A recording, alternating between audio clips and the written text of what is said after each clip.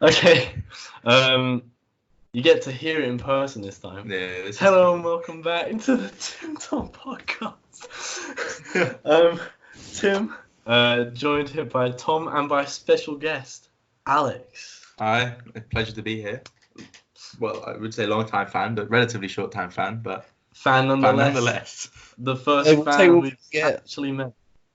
Well, no, it's really, I just put a post out on my Instagram and got back to me, so there we go. Yeah, I wasn't invited, and we're just asked to be. I don't even know that much about like the technicalities of music, but I enjoy listening to it. That's what counts. We're not a podcast for people who know about music. We're just a podcast for people who know about vibes. And the Slow Rush is quite a vibe, isn't it? It's Park's fourth full-length album, his longest by 3 minutes. I saw. Well, they're all a similar time, which is it's nice, it's consistent, and that's why I'm giving this a 10 out of 10. This? No. This is 57 minutes. Lonerism's 54, but as that literally means nothing. Okay, it's an interesting and generally captivating blend of the neo-psychedelic rock and pop sounds that like Tame Impala has kind of found for itself as a niche. Decidedly less poppy than Currents in some areas, and feeling a bit more in the same vein as Lonerism, I'd say, but whilst also having the excellent production of Currents. There are some pretty great moments on this project, and it's like firmly developing more the kind of niche 2010s neo-psychedelia sound that Tame Impala kind of has made for itself. So let's kick it off with One More Year. 1 more year of knowing you, Tom. 1 more year of wondering why I know you. And what did you think of it? I thought that the bookmark tracks, so the 1 More Year and the 1 More Hour, while it was nice that they connected, they were a bit sort of bland. Yeah, I mean, I think definitely 1 More Year. 1 More Hour, I think, is like, I really like how grandiose that is, and it's really melodramatic, and it's like, it's pretty epic. 1 More Year feels kind of lackluster. I think that this project took like a while to get into it. Definitely. I think the first 2 tracks were pretty average. Maybe it's like one of those when you're like writing a book, not that I've ever written a book, where it's like you're trying to think of a way to sort of open it. I liked it. But it was quite like basic. It was very listenable. Yeah, no, definitely. And the I like the kind of spoken word parts. Well, where like Kevin Parks wasn't like singing, but he wasn't talking either. I don't know. He was just saying like 1 more year, 1 more hour, 1 more something. And I kind of like that part. I also like the sort of dreamy kind of. It sounded like the voice was kind of underwater, kind of shimmering kind of effect on the vocal at the start. I like that, but it is a bit more of a lackluster track. So not the vibe kicking off with a bang. No, really not. Not like Lonerism or I don't really remember what Currents picked off with, but Lonerism like has a great opener. Got to be above it. That's a really great track. But well, I think 1 More Year did sort of set the tone well for. I agree with that. It's sort of like, I think there's a lot of questions about like sort of where is he going with his life and like the progression of time. And I think 1 More Year, especially when you listen to the lyrics, I'm one of those people that initially when I hear a song, I don't really listen to the lyrics. It's kind of like when I get to like that 3rd or 4th listen, that like the lyrics start sort of like resonate with me. And I did get that with 1 More Year. There's a lot of like uncertainty in it, but. Which I don't know. I quite appreciate. No, that makes sense.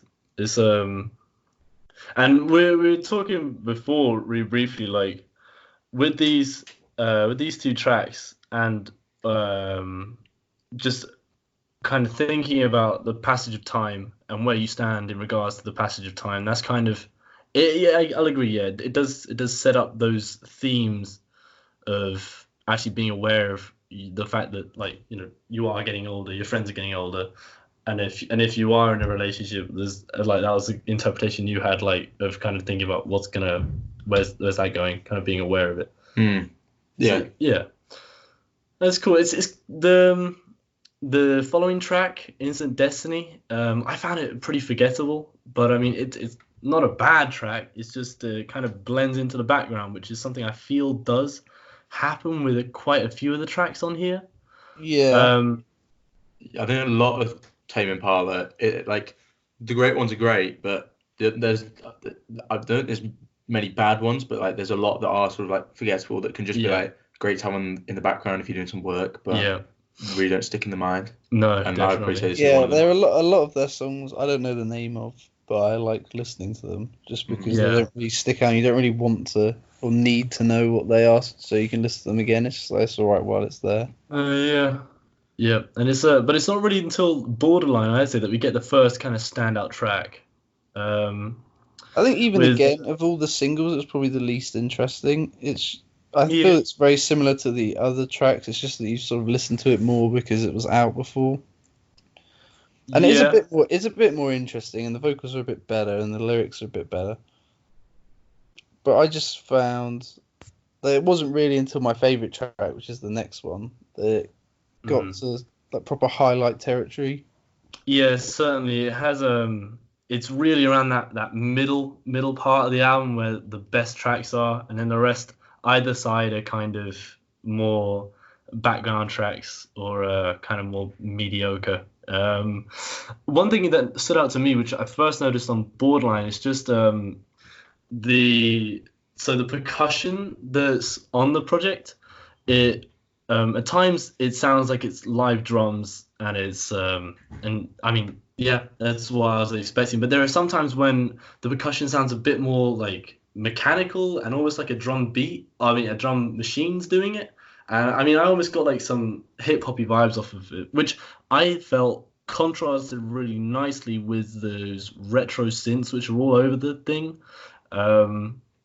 Yeah, I don't know what it is. It kind of reminds me of like a harpsichord synth kind of thing. But and there's a great funky bass line on this. But it's just I like that contrast of like a drum machine kind of beat and then just like a more analog synth sound.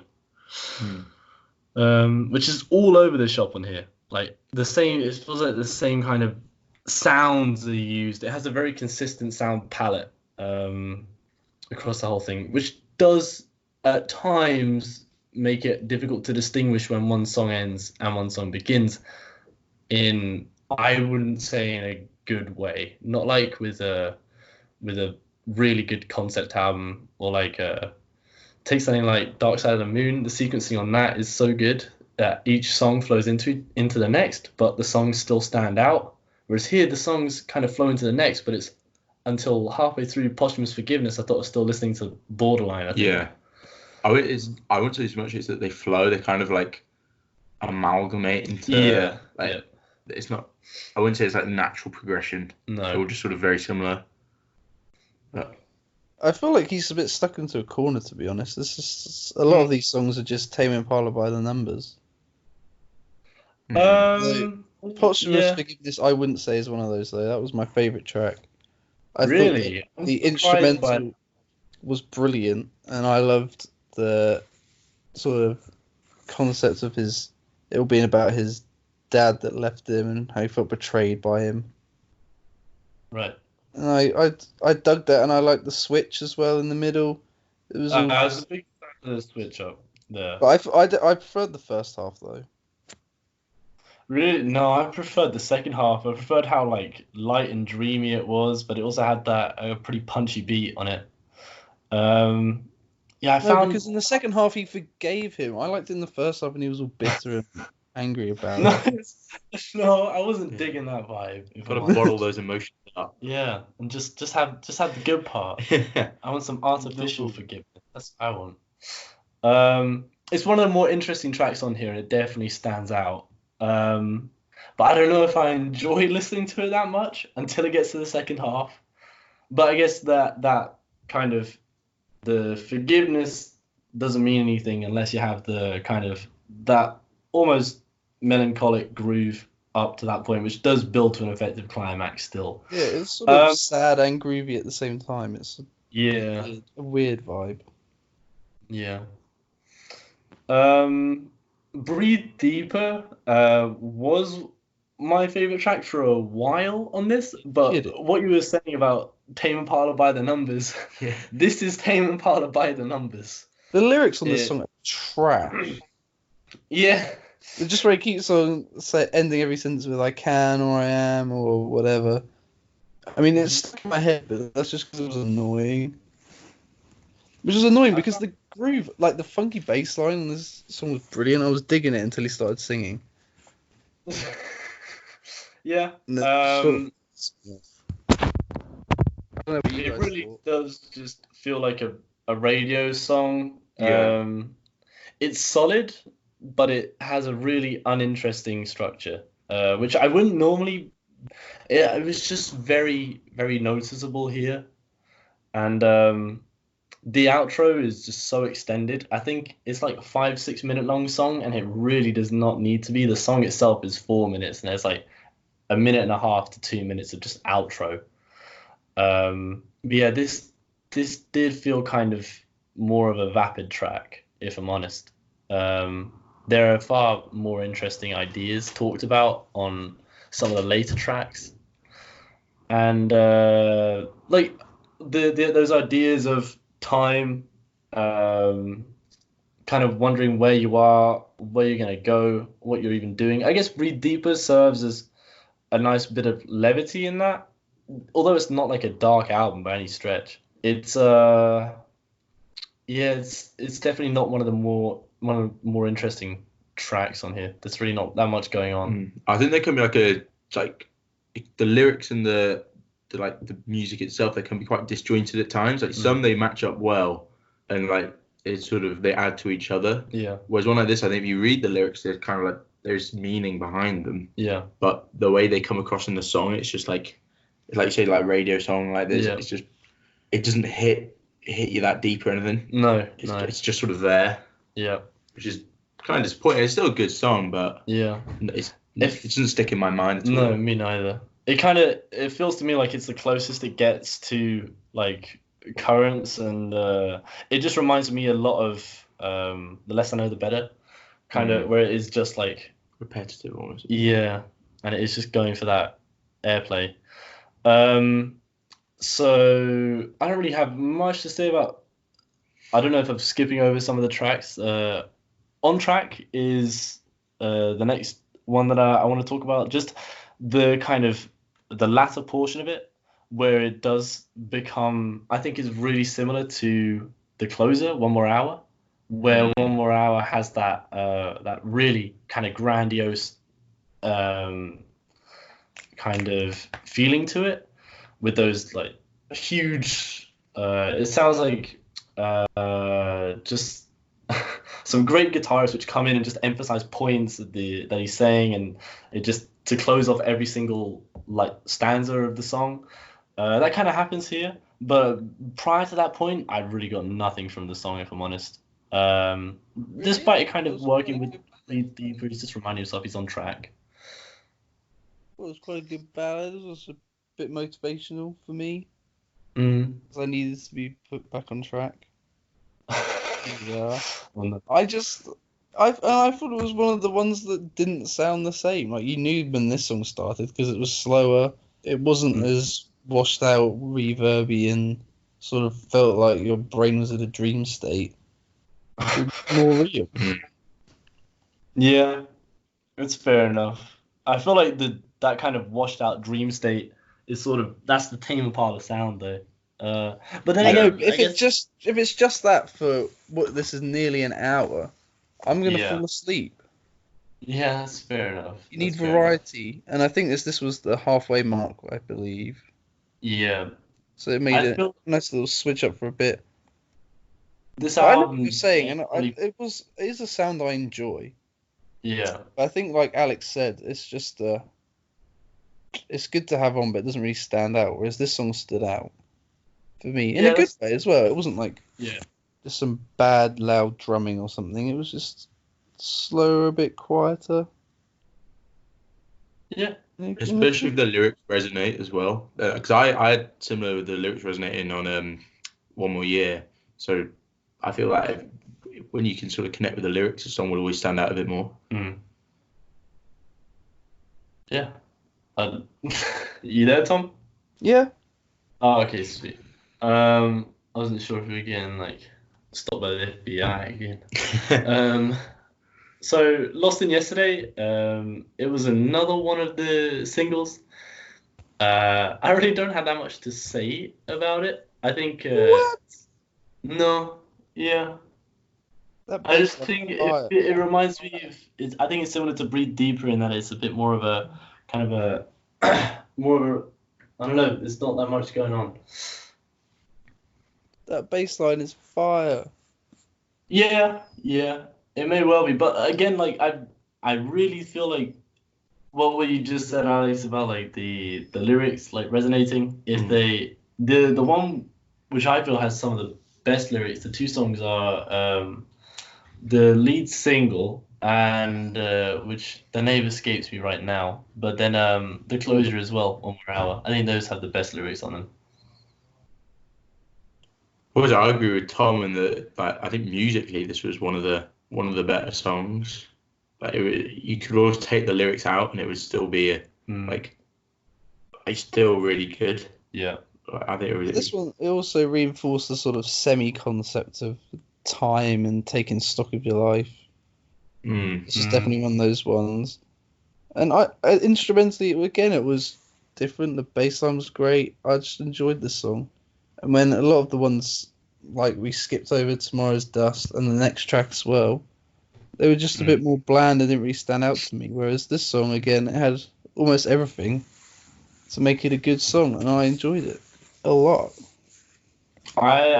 Yeah, okay. I definitely feel like It Might Be Time is my favorite track overall. I think it is with that kind of loose concept running through it. It's definitely at the forefront of this track, whilst having some of the best instrumentation. And it does interesting things. There's like these breaks in the tempo. There's these great effects on the instrumentation and on the vocals, which kind of make it seem more dreamy and hallucinatory, like time is passing and you're not really aware of it. It was the lead single. I think it was an excellent choice for the lead single, and it really kind of encapsulates the themes of the project really well. It's a shame that there aren't more songs like this, which just have such a great performance and have the lyrics to back it, like to complement it. I just wanted more songs like this, and not all of them are like it, which is a bit disappointing to be honest, because it's Peng. This was one of the ones that was actually you could imagine being played in a stadium or something, and it would rock out. Yeah. It's much louder, more catchy as well. This was definitely a highlight. I agree with you. It was a good track.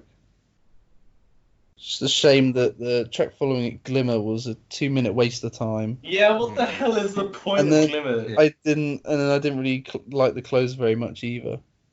I like the closer. I want to mention one thing about Glimmer is that it's a complete like deviation from the sound of the album, which is psych-rock. It sounds almost like a chillwave track, and it's so similar to a really famous kind of what was it? It was a really famous chillwave track, "Home" by Resonance. Like, if you guys look it up, you'll have heard it, I reckon. It was used in like loads of Simpsons Wave videos back in the day when we were all sad boys.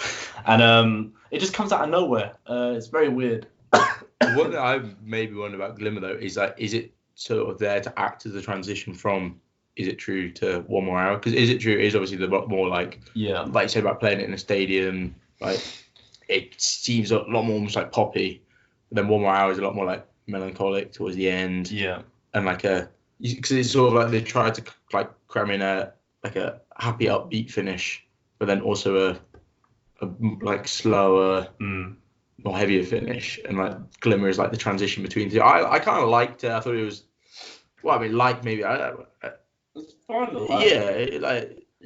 There's not a lot to like, but it's not that like I dislike it. It's not totally unwelcome. Yeah, like it's just sort of had a nice sound to it, but I see what you like. Agree, it didn't really fit the rest of the album that well. But I mean, to me, I was a big fan of Is It True, but that's because I'm basic. So It's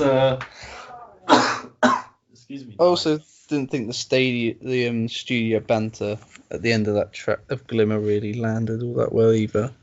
Yeah, that I found that confusing, but I definitely. You don't like the bass? Crank the bass up.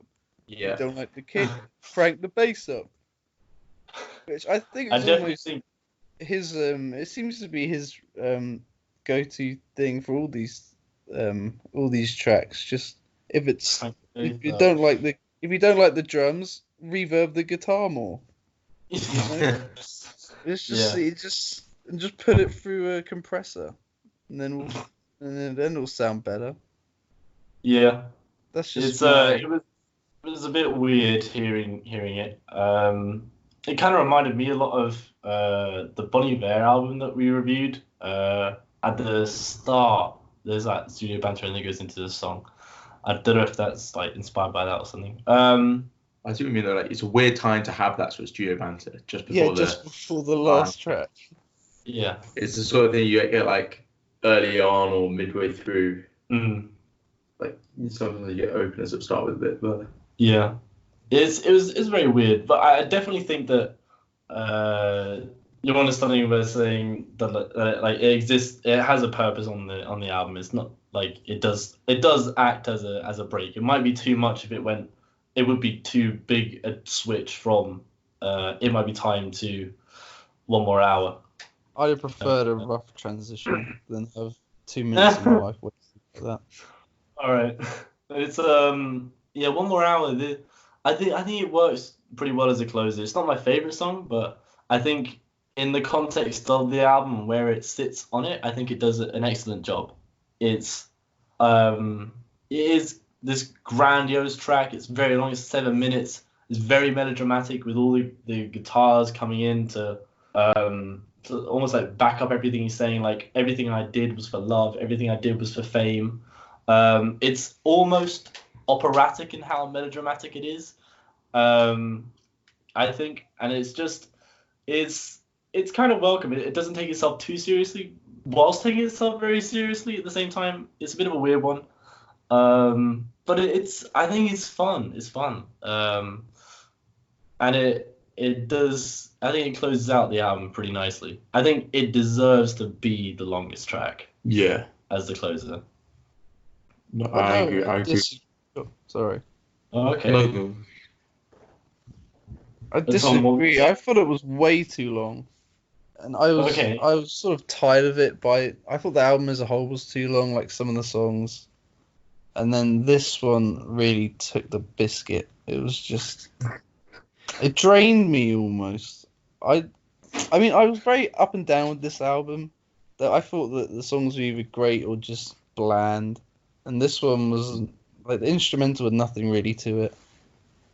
I know what you're saying about the lyrics were interesting, like saying his motives for music, but it just it could have been a 3-minute track. It didn't have to have that massive outro at the end. It was just pointless, and it wasn't even that interesting, like Glimmer.